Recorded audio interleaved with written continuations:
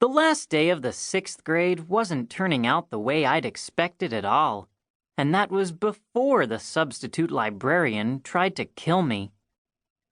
I was in my room, looking for something to wear, when an explosion rocked the floor beneath me. Whatever it was, I had a feeling my mom and dad were involved. Take it from me, when you have supervillains for parents, you get used to unexplained noises in the house. It might have been a new invention my dad was testing out, or maybe one of my mom's experiments had gone terribly wrong. Either way, I wasn't going to let it bother me. Not on a day like this. The school year was finally coming to an end. Summer was right around the corner. Just the thought of it made me smile.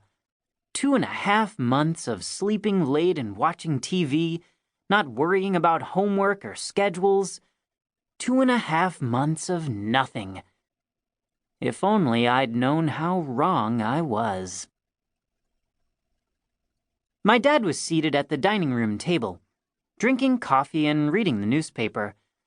Strands of morning sunlight shone through the window, reflecting off the abnormally thick rims of the glasses he'd customized to regulate his supervision.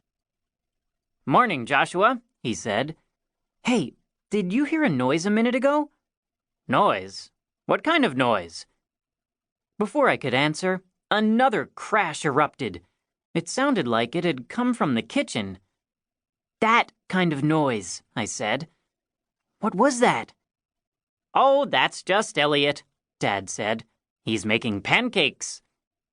All of a sudden, a robot lurched into the room.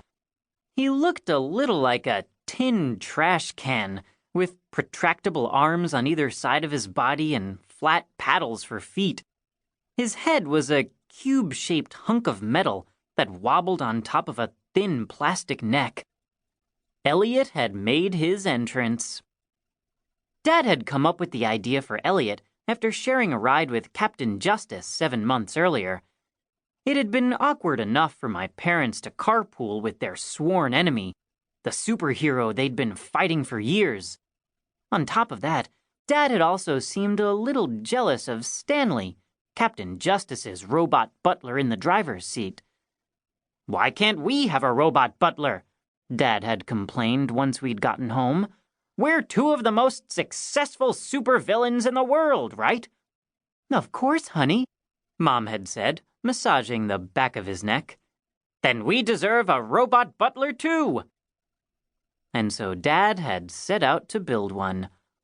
But the thing about my dad is, when he gets really excited about an idea, he becomes kind of impatient. It's part of the reason why our house is so packed with inventions. He's always working on 5 things at once.